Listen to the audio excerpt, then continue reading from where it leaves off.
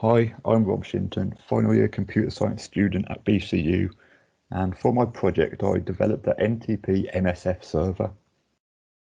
So what exactly is this and what's the purpose? Well, it's a network time server used to synchronize the system time of computers in a network. This is required as computers have very inaccurate clocks, which suffer significantly from clock drift.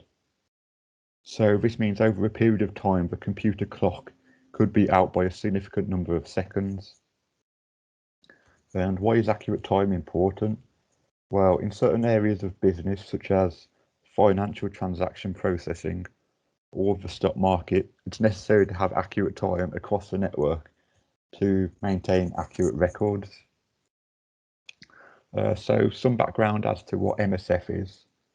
The MSF radio signal is a standard frequency time broadcast from Cumbria, which is available across the UK and Northern Europe. And this was the time source that I used in the development of my server. Okay, so the main aim of my project was to develop a fully working NTP MSF server, which maintained and provided accurate time consistently. To achieve this overall aim, many smaller aims and objectives needed to be achieved. These included to interface the MSF radio signal receiver to a Raspberry Pi, to develop software to decode the time pulses received to provide timestamps.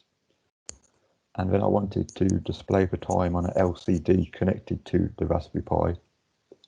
Once these were completed, the electronic components were to be enclosed in a server enclosure to have a professional and final artifact. Right, so how does MSF work and what is it? So as previously mentioned, it's a signal broadcast and it transmits a series of pulses. A pulse is received from the broadcast every second, and in order to retrieve timing information from the pulses, they need to be decoded. This is done by calculating the pulse width. Each pulse width represents a value of timing information. To further expand on this, I'm going to give a technical demonstration of my software running.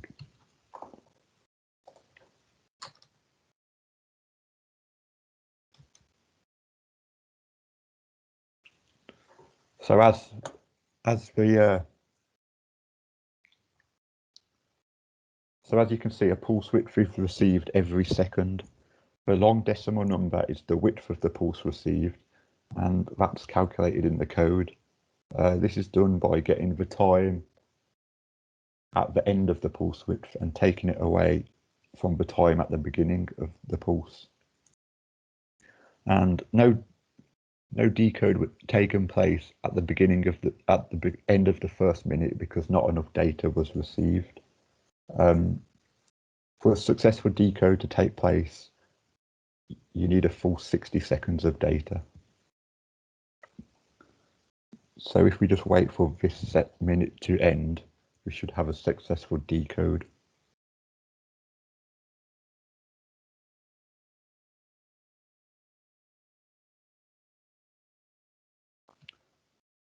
So right, you can see there that the code has successfully retrieved the time and date from the pulses. This is then converted into seconds since 1970 in order for it to be passed to NTP. Along with that, the current system time in seconds is also passed to NTP. NTP is then used to synchronize my MSF time to the system time so that it's accurate. So that shows that gives a brief overview of how the software works. I'm now going to show a working demonstration of my actual server.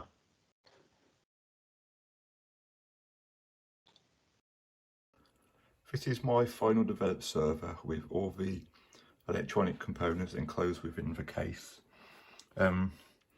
As you can see, the time and date retrieved from my MSF decode software is displayed on the LCD and consistently updates. For the purpose of this demonstration, I'm using my developed server to synchronize the time on this digital clock through the use of NTP. This is done using a power over Ethernet connection. I'm then setting the remote time synchronization on this digital clock to the IP address of my server. You can see when looking at the seconds that they are successfully synchronized, and this confirms that my server is working as required and successfully synchronized to NTP.